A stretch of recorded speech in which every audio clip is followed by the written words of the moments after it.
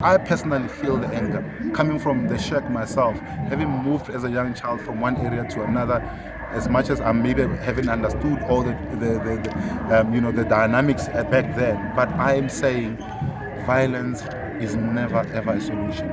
We need to engage, we need to sit down, and we need to bring our leaders to a table, and we need them to understand that they cannot continue to undermine our communities.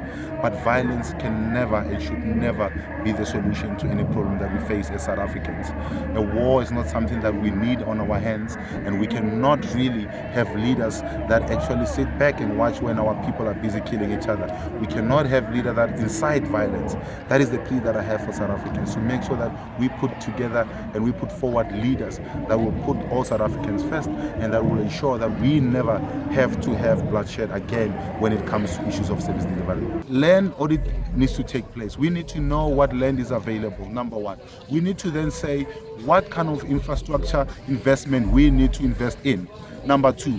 And also, once we start investing in that piece of in that infrastructure, we then need to then give time frames. For instance, we can then say in Hammanskraal we've identified 13 pieces of land that are earmarked for development or for receiving formal services.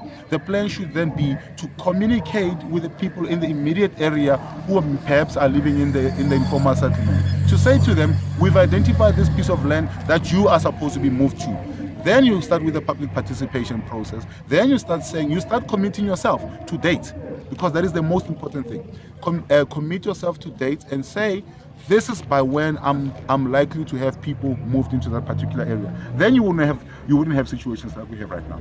Well, I think all of us as fellow South Africans, this is actually quite sad. I think more especially for me, the first time I came to Hammanskraal was on Sunday. I came here to my brother's 75th birthday, slept over, left on Sunday. Quite perturbed on Monday morning, I get the news that Hammanskraal is burning. So this is actually my second visit, and I'm here with Soli, my colleague, to really come and really express my solidarity with people of Temba, people of Hammanskraal. I was born and brought up in this area. So for me, when things like this happen, here in Hammanskraal and other parts of the country, or anywhere in the world, when people die, when lives are lost, unfortunately, it's not something that as human beings we've got to feel good about it.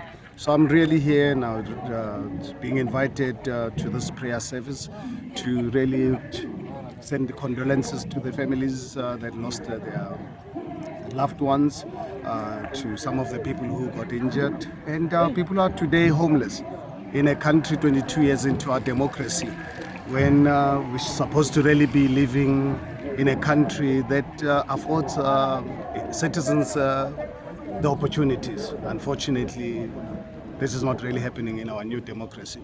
And I really hope that incidences like this are going to really be a wake-up call to our people, that we really need change. We cannot really live like this forever.